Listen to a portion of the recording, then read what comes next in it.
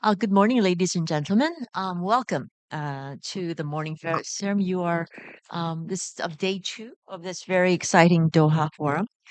First of all, my name is Sun Jie. I'm a professor at Ewha Women's University. And I would like to thank the organizers, of course, the Doha Forum, as well as the Jeju Peace Institute for organizing such a very important and crucial event in the session that would, I believe, help really add depth to the dialogue that is being conducted here at the Doha Forum. As you know, the session is called the Asia Pacific Roles in Middle East Peace and Conflict Resolution. And as it was pointed out yesterday, we are in a state where I think our moderator in the beginning said it's a world on fire. And so we have all witnessed the impacts of conflicts in one part of the world, how it reverberates to the global community and then impacts other regions. And in such a world, actors from beyond this region are called upon to question what roles they can play in the quest for sustainable peace.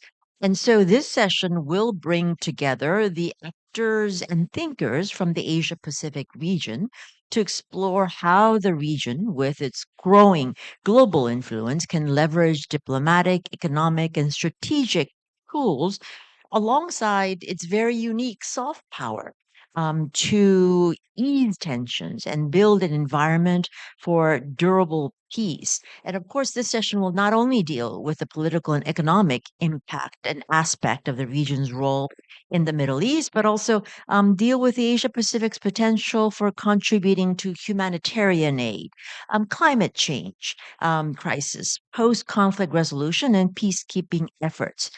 These all underscore the feeling that these activities are vital, and underscoring the fact that the regional stability is not only is crucial, but all for the Asia Pacific region, but also to safeguard global security.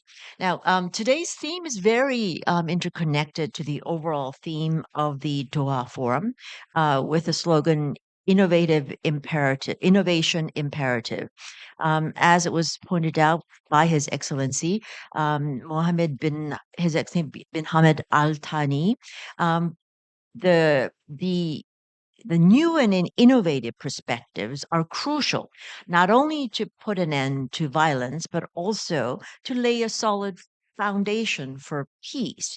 And so, upon that, I would like to open the floor and introduce our esteemed panelists. I will do one quick introduction along the line and then start off with questions.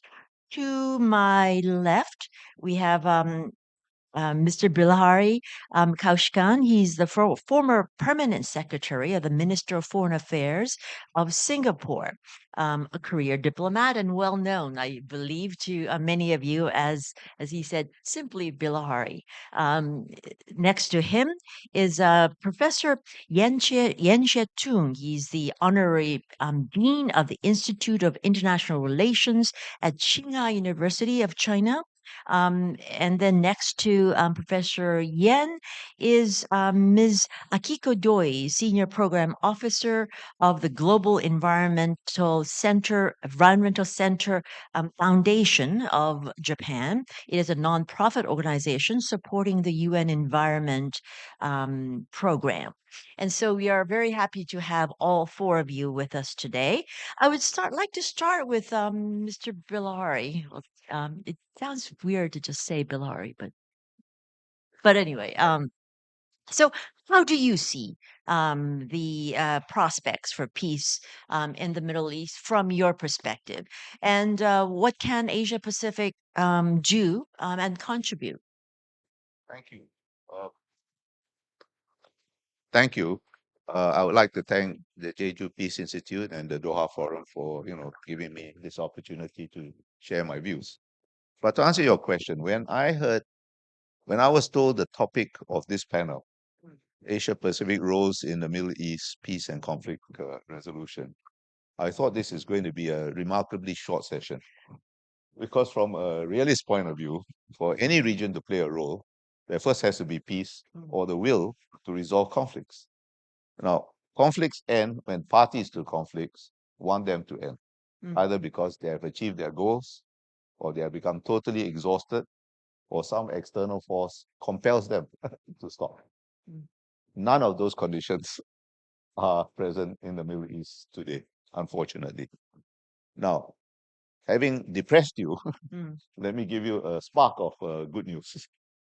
In all the previous big conflicts in the Middle East, in 1948, in 1956, 1967, 1973, and the 8-year war between Iran and Iraq, the big risk for the world was that these regional conflicts would spark a larger configuration between the major powers and risk a global war.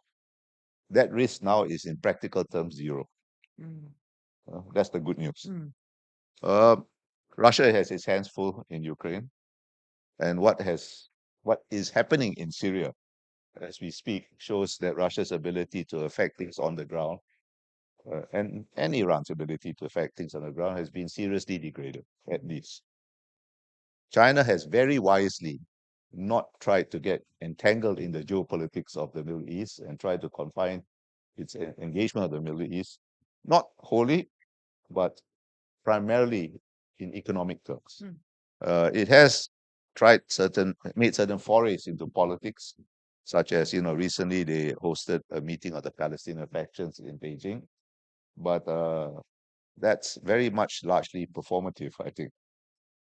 So only the US has any influence. And it was the US that, put together this very tenuous temporary ceasefire in Lebanon. We are facing a new US administration. We don't really know what they will do, right?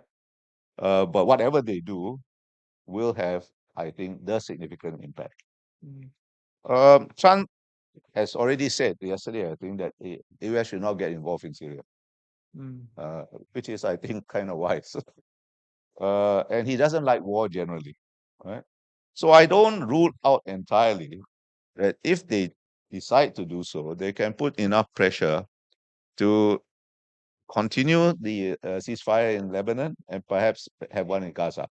Pressure on Iran, you're talking. Yeah, No, sorry, pressure in on Israel, you're Israel, talking and about, right? and the other parties.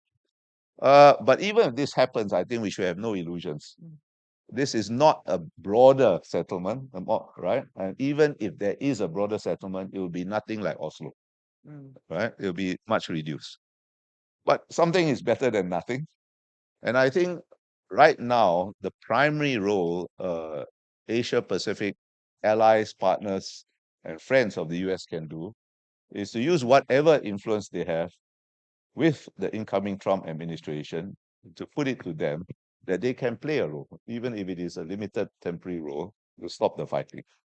What is the incentive for that, from the American point of view? I think if you look back to the first Trump administration,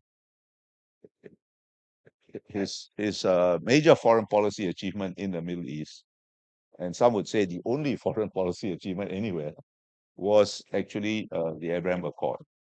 And Trump has only one more term to go. He'll be probably looking to his legacy. And if his friends in the Asia Pacific, partners, allies, kept working with regional countries like Qatar, like Saudi Arabia, like UAE, can put it to him that one of his legacies can be, to force even a temporary armistice in the Middle East. And that might win him a Nobel Peace Prize. It, might swing the balance to give a slight ray of hope in what is otherwise a rather bleak situation. I'll stop here. Thank you. Mr. Polaris is painted a very realistic, but a little bit of optimistic, even though it sounds like a relatively temporary optimism. Um, Professor Yen, how do you see the Asia Pacific's role in the Middle East? Well, actually, Well, actually, today we have the title, the Asian Pacific. I'm not so sure whether this concept including the United States or not. If the Asia Pacific include the United States and the U.S. never stopped involved in the regional conflict in this area. So after 1992, I mean, so after the Gulf War, I don't see any Americans' involvement in the regional conflicts in Middle East and brings any good result.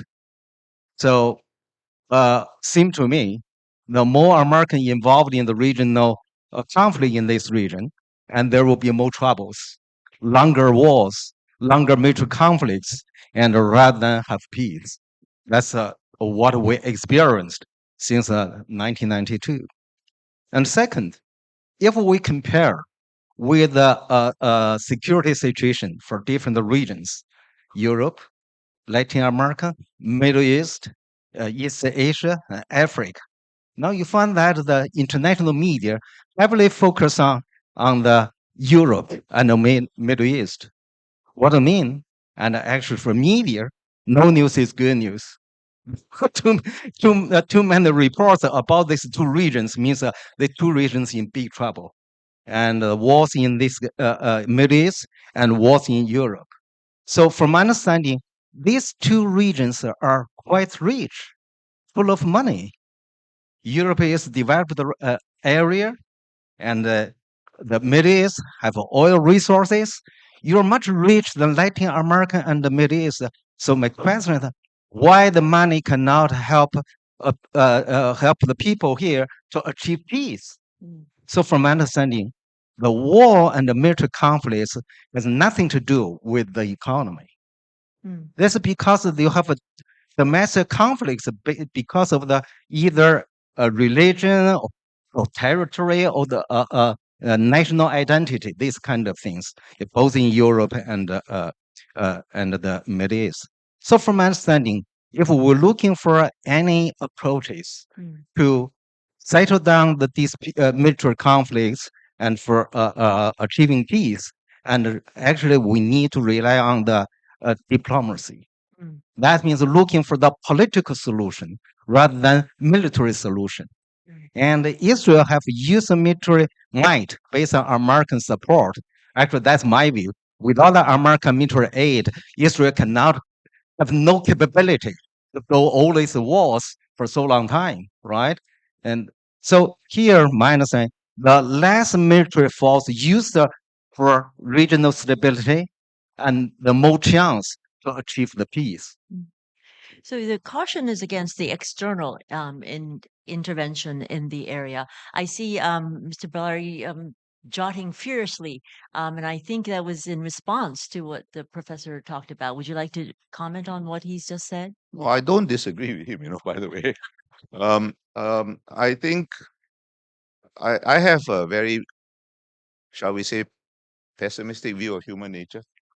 I think war, conflict, competition are inherent characteristics of human nature, and therefore they are inherent characteristics Mm. of international relations, right? In any region, right? And for many, and I agree that political solutions are preferable than military solutions. Mm.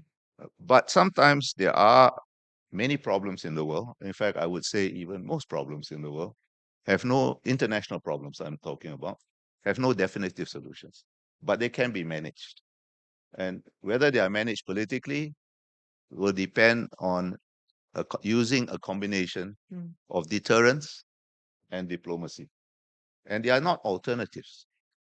If there is no stability, and stability ultimately rests on a foundation of strong deterrence, then you can have adroit diplomacy to bring about a political solution. There are no alternatives. So I don't disagree with Professor Yan. In fact, I was taking notes in order to so I can quote him later. Maybe I mean I'm joking about. But one thing I do disagree with you. I think the US is part of the Asia Pacific. It's a member of APEC. If you say Asia, then maybe the US is not. But if you say Asia Pacific, then US is certainly part of it. It's in APEC, it's in East Asia Summit, it's in many Asia Pacific organizations. But it's just a minor quibble. Yeah, I agree with the political and diplomatic solution to this, but let's bring in a different perspective.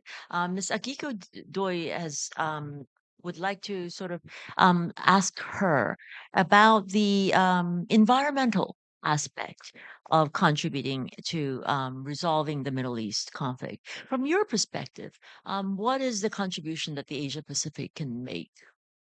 Yes, thank you very much. Yeah, first of all, Director, thank you for inviting me as a panel, as a one of panel. Yes, I am. Yes, I am. I'm environment person. I'm not expert for a politics policy area, but I'm involved with the international cooperation project to in the environmental area, and it's a it's a technology it's technical cooperation and including technology transfer and capacity building and knowledge sharing. This is more like action on the ground level. So I've been involved with the international cooperation, mainly in the Asia Pacific region over 20 years. So when I actually, be honest, when I received the invitation to as a one of panel, I was wondering what is the linkage, how the environment can link to the, humanitarian aid or peacemaking in Middle East countries. And I was thinking that, yes, it is, can link to, can contribute because the environmental solution can serve actually to humanitarian aid and also like a peacemaking and also a post-conflict post-conflict restructure. So that I think environment is cover lots of aspects like climate change and pollution control and biodiversity loss and also the about the conflict issue as well too. So I think I think I've been so many times how important it is to share a solution and knowledge and know-how uh, to uh, to them so that they can learn the duplicate the knowledge and know-how to solve their issue and challenges. So I direct to so they from from my point of view from the environment, there's a lot of solutions and the resource in Asia and the Pacific region because we have have done lots of underground activities to assist the conflict issue in Middle East countries. So so I think Asia, a country in Asia country has definitely have a role to contribute conflict issues. Thank you, Ms.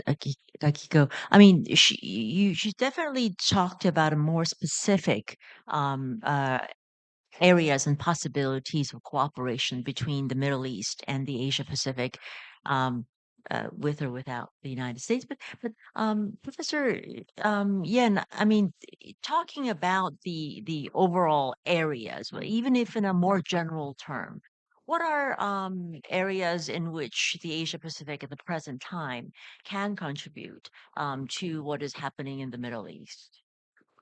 Well, first of all, I think the most positive way is for Asian countries and not Asia Pacific. I mean, the East Asian countries, both North East Asia and Southeast Asia, and don't involved in the military conflicts by any military efforts, military aid and military support. None of them. I don't think any of the military involvement in this region is positive. It definitely makes the things worse and worse.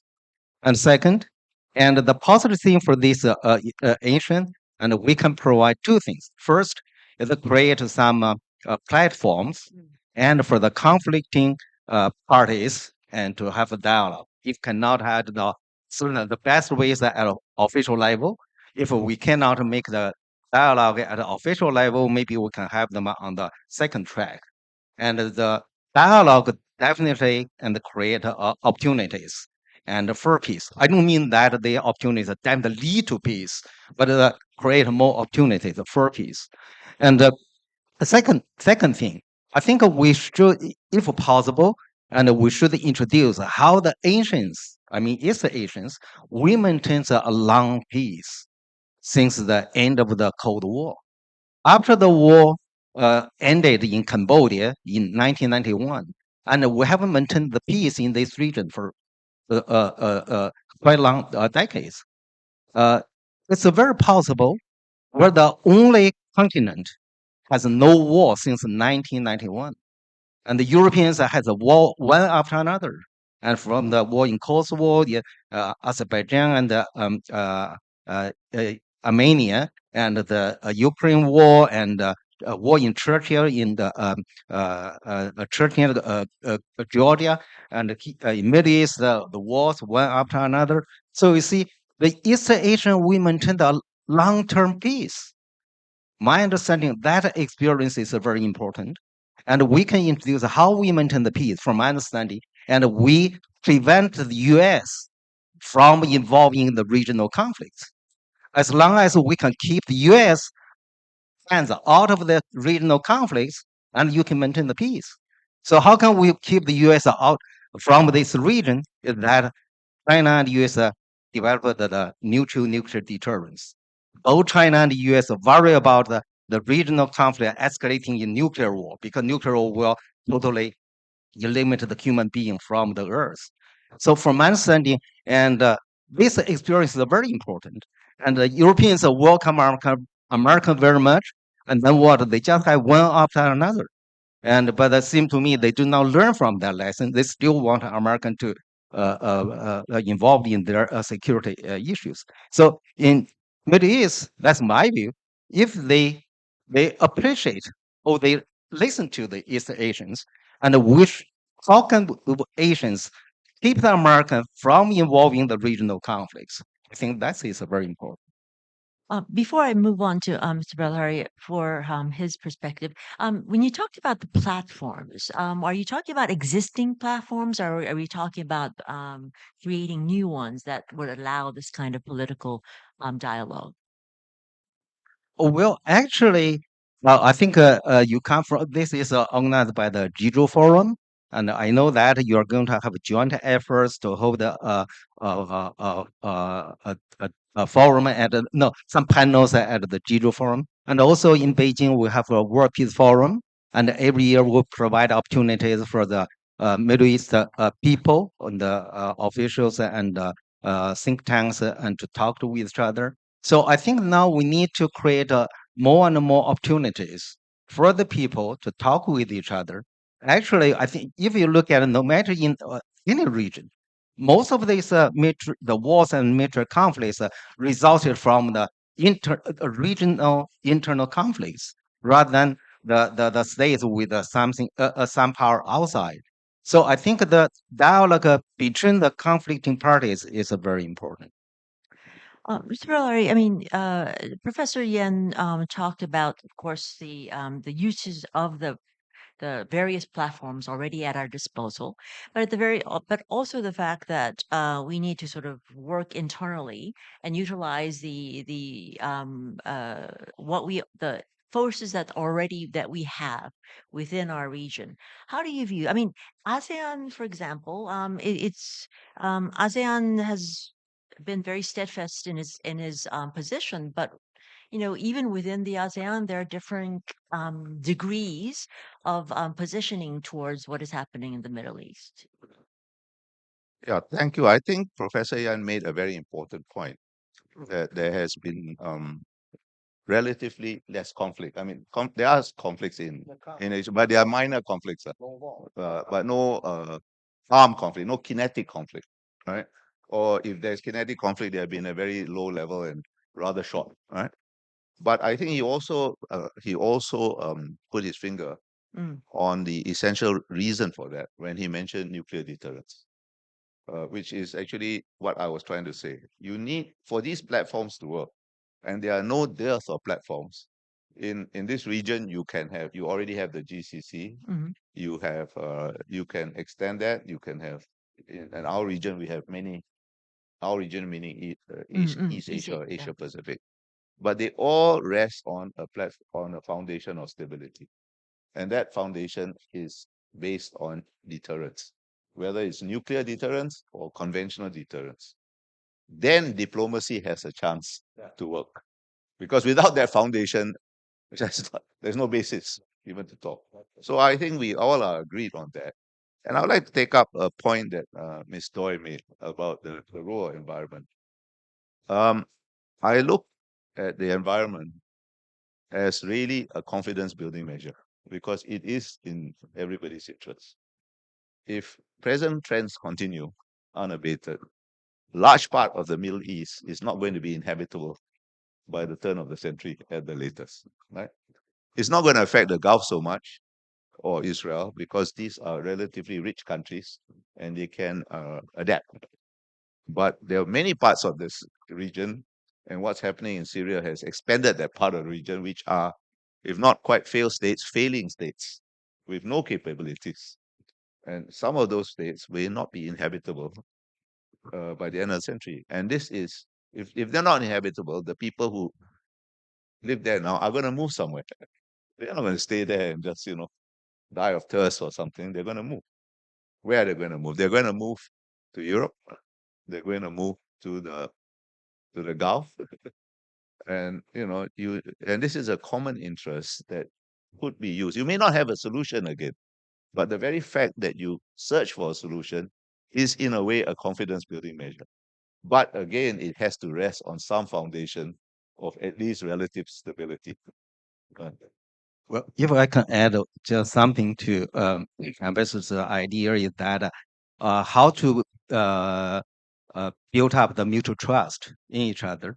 And from understanding that many people and only give attention to the positive security cooperation, but ignore the importance of a negative security cooperation. What I mean, what's the difference between positive and the negative? Positive means that you cooperate with each other against a third party. But the negative cooperation means that you cooperate each other, prevent the escalation conflicts between the partners. And so ASEAN's experience is very important because ASEAN countries once hostile toward each other, very serious. There's a lot of wars between these among these 10 countries, and then they develop a system that okay, let's cooperate, not target at third party, not like Israel and the U.S. cooperate with each other and against the other Arab countries. That's called a positive cooperation. But the negative cooperation, just like the former Soviet Union, the Russia, once the relationship 19+1 between the Russia and the NATO members. Okay, the cooperation for preventing escalation of conflicts to military clashes and war. So I think for the Middle East, they need to develop this kind of a mechanism started from the negative cooperation rather than positive cooperation. The negative cooperation also has another positive name. It's called cooperative cooperation, right? Or cooperative security. So now there's no such a kind of mechanism for this region. That's what very useful experience for from the Asians. I mean, it is difficult that there's no rally around whether it's a positive or a negative aspect of it. But Mr. Bellari talked about the environmental aspect of it. Mr. Lee, is there a environmental effort that could be done to maybe bring the different parties in the Middle East together in terms of looking past the current conflicts? Yes, yeah, thank you. Yes, yeah, environments. Yeah, I have experienced international cooperation in the environmental area, and yes, the first of all, for implementation, this platform like a Doha Forum or Jeju Forum is very, very important, variable to have the dialogue in all kind of level. I think so they can discuss a solution and find needs and they can do the matchmaking needs and sees. But I think you have to go to the next stage for the implementation. So that I think so international cooperation is a kind of a good strategic tool to contribute like a resolution and also peacemaking as well.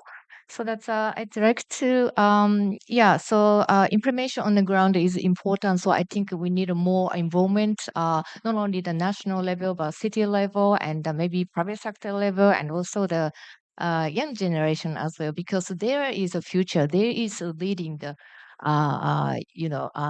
sustainable society for future. So that's direct to the more involvement and the more dialogue. So they more stakeholders can be involved in a discussion, a dialogue, and in a, and to go to the next stage. Yeah, thank you. Well, you point out an interesting aspect of it. Even in the Doha Forum, I see a lot of youth participation, young generation talking about it, and among the younger generation in the Middle East, there is I guess for Korea's perspective, there's a lot of soft power cultural influence that is prevalent in this part of the world as well. Are there such non-state factors that could provide the impetus for the Asia Pacific to participate in a more positive direction towards the Middle East on a long-term level? Any one of you could participate if you think of something at the moment.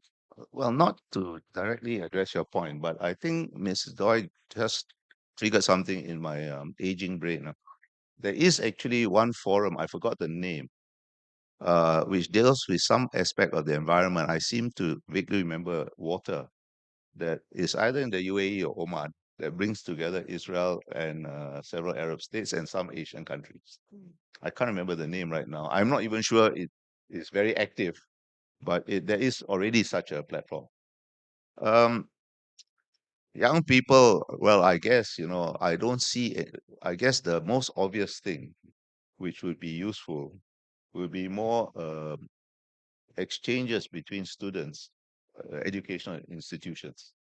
I don't think need not be very ambitious. You need not come here to have your entire university education, but you could come here for a few months, a semester or so. I think there might be some things going on already. I know there are some things going on with Singapore, but I think Yeah. there's scope to expand this. It's definitely with Korea as well, and I believe China as well. Oh, well, actually, the young people association or the connection is very important, but that is really have a long-term impact in the future. Immediately, the solution possibly maybe concern from the so-called non-traditional security issue cooperation.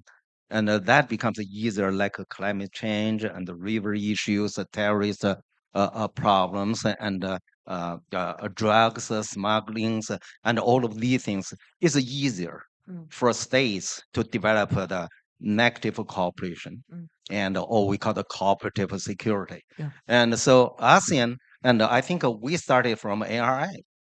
You you definitely remember that.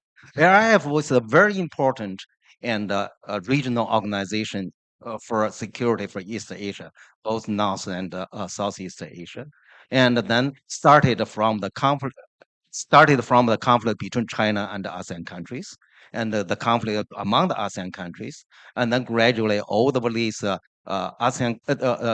ancient countries joined the ARF, and the US also joined the ARF. So the ARF is very typical, and started talking about since we cannot see eye to eye on these traditional the security issues like the arms control and the nuclear issues and all of these border problems, but then we can start it from the non-traditional issues. Yes. And like that, right? So I remember that one China and the South Korea, even we can have the military cooperate on the patrol of the pirates. Yes. Right? The maritime And that kind of security. thing. Yes, of course. There are many aspects of the relationship that can be dealt with in a confidence building type of measure, and of course directed towards preventing future disasters and issues. Now, I'd like to maybe open the floor to a little questions. I see it's quite full. Um, uh, if you could raise your hand, and I would like to ask that you please first identify yourself and then maybe ask a question, and maybe provide some sort of communication with the audience. I see a hand right in the middle, and then maybe two questions at a time. The lady in the middle, and then the gentleman at the. Does anyone have a microphone? Hi, thank you. Great panel. My name is Dahlia Dasake. I'm at the UCLA Berkel Center of International Relations now. Um, there was a great discussion about Japan and the environment, and I remember in the 90s, and we were talking about the Oman Desalination Center, and lots of things were happening, and Japan actually co-chaired the Environmental Working Group. In those days, China was not as involved in the Middle East. So my question is, in today's geopolitical environment, is China more open to powers like Japan, South Korea, other powers in Asia playing a constructive role in dialogues in the Middle East, or does it see itself as the dominant power in that space? Thanks.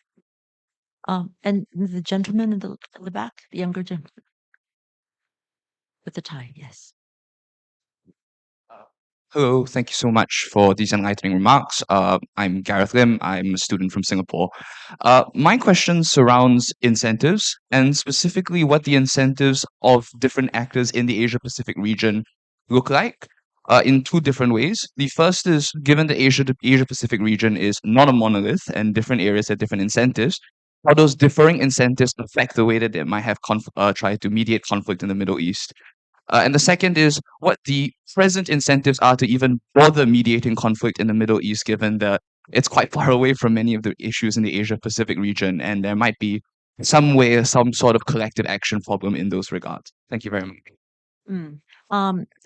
I think that the second question is a broader question that I think should be addressed, but maybe talk about the Chinese perspective in terms of South Korea and other actors in the Asia Pacific being involved in the Middle East.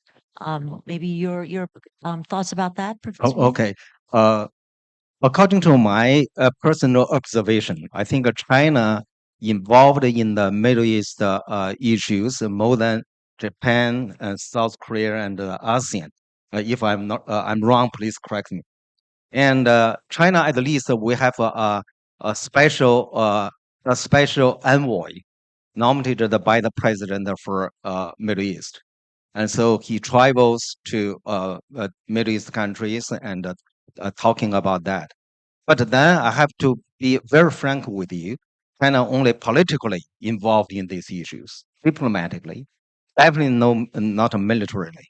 So my understanding that, uh, according to what I heard from the Chinese Foreign Ministry, that and if we cannot and reduce the scale of the war or military conflicts, at least don't pour the oil on the fire. So, right, if you cannot help to distinguish the fire, at least don't add more oil to the fire. So I think that's a principle adopted by China. Mm. If I could just add from South Korea's point of view, I mean, they're the economic and business relationship between South Korea and the Middle East has developed substantially over the years. So that's another aspect of which leads to the second question, the more broader aspect of why the Middle East so important to the Asia Pacific. I think that's a very good question. I'm not sure my answer is a very good answer, but I'll give it to you anyway. Right? If you look in a kind of macro strategic terms, the common interest of all Asia Pacific countries or Asian countries, in this case, East Asian countries in the Middle East is energy still. Right? The US is no longer dependent on Middle East energy, but most Asian countries is to various degrees still dependent on Yep. Asian countries. Yet the energy routes from the Middle East to East Asia And whatever stability there is in the Gulf in particular that allows energy to flow is dependent on the US. This is not a sustainable position, particularly for China. The fact is, US and China are in rivalry. It need not be conflict, but that rivalry is a fact of life. And yet, I forget the percentage, but a substantial amount of Chinese energy comes from the Middle East and is protected by the Fifth Fleet and the Seventh Fleet. This is not sustainable for any major power. So in theory, there is a common interest, Japan, China, Korea, Southeast Asian countries. Whether the common interest will lead to common action, that's another matter. I don't think so. But at least I think there is something. I've spoken about this before in Japan, actually, and in Korea. Look, you're going to have a much more transactional American administration in a few weeks, right? And I think that this is not a temporary phenomenon. It's going to be a long-term phenomenon. So I think it is inevitable sooner or later, America is going to ask its allies, look, I am protecting the roots of a very important commodity for you. What's in it for me? You better do more yourself. Right? You sound very, very like the next president of the United States. Well, because it's not Mr. Trump. I think the fact is this. After the end of the Cold War, the US does not face any existential threat anywhere. China is a competitor, but it's not an existential threat. Russia is dangerous, but it's not an existential threat to US. It may be to Ukraine, right? Ditto Iran. Iran may be an existential threat in this region or regarded as such, but not to the US. So why should I bear any burden, pay any price to uphold what little order there is? So if I was Japan or South Korea, I would start thinking about what I realistically can do to contribute to this, because I think it is a matter of time, with or without Trump, that demands will be made on you. Yep. So that is the incentive. It's not a common incentive throughout the whole region, because China will have to do more on its own behalf. Because how can I, if I'm a major power, how can I, for such a vital commodity, depend on my principal rival to protect the roots? It's simply not logical. It's against the fundamental logic of international relations. So China will do what it must, but I think Japan and South Korea better start thinking of what they can contribute to this, because you're not going to have a free ride much longer. Yes. I think there's a distinction and a difference between China and the importance of the Middle East to China and to US. And China is an oil importer. The USA is an oil exporter. We need oil from this region, and the US don't want this region export too much oil. That's the difference. And so if the Middle East countries export too much, the price will go down. The US would lose money. And so for China, we just import. Not only China, Japan, South Korea, we're all importers. I think this is a Very fundamental much, yeah. difference. So Dependent. this kind of economic difference very possibly is a part of the reason for East Asian adopt a different policy toward the Middle East conflicts from the United States. Um, we've gone into the oil politics. Ms. Doi, I mean, is there an environmental concern that you see in this dialogue and this discussion that we're having between the Asia Pacific and the Middle East on the oil aspect of it? Well, I don't know about the It's a relation, little, yeah, at this in relation to the environment, but yeah, it's a global issue. It's not a cannot solve a standalone effort. So that's why we have to have discussion and find a solution. So I know it's geographically and Asia and Middle East is far away, but we're sharing the same planet, so we can work together. So we need a more involvement, and not only Asia, not only like Europe and other countries. So, we need to work together to address the global issue, not only environment but all issue, including conflict issues as well. So, thank you. Can I add something to what Sure. she said? Actually, there is small sprouts, I think. I know that there are Middle Eastern countries interested in working with Japanese companies on green hydrogen, for example. I happen to think I've been one of them. People, not everybody agrees with me. I think the most viable alternative energy, non-fossil fuel energy, is actually nuclear energy. Yeah. And South Korea has got a lot to offer in that respect, Already offering? already offering. And so I think there are some small sprouts of this kind of cooperation which need to be nurtured. But again, I hate to sound like a broken record. For these sprouts to take root and spread, you need stability. Mm. And stability depends on a combination of deterrence and on which you build diplomacy. Mm. Well, I think we have come to the end of our session. Anyone would like a final word on this, the Asia Pacific's role in the Middle East? Professor Yen, would you like to have?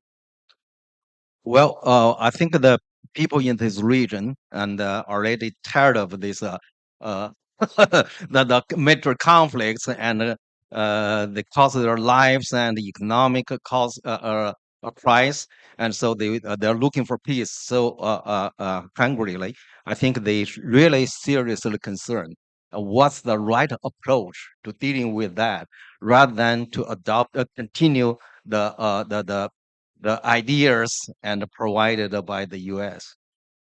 Well, thank you for all the panelists. I think one of the things that we have talked about and have learned is that there are perspectives and areas in which collective wisdom outside the region might offer a way. That's just something to think about, and this is, of course, we talked about the geopolitical, environmental areas, but I see in many areas the culture area, the economic, energy, AI, technology, in where looking beyond the region might provide a wider selection of solutions that would benefit the Middle East and hopefully the global environment as a whole. So please join me in providing all our panelists with a round of applause.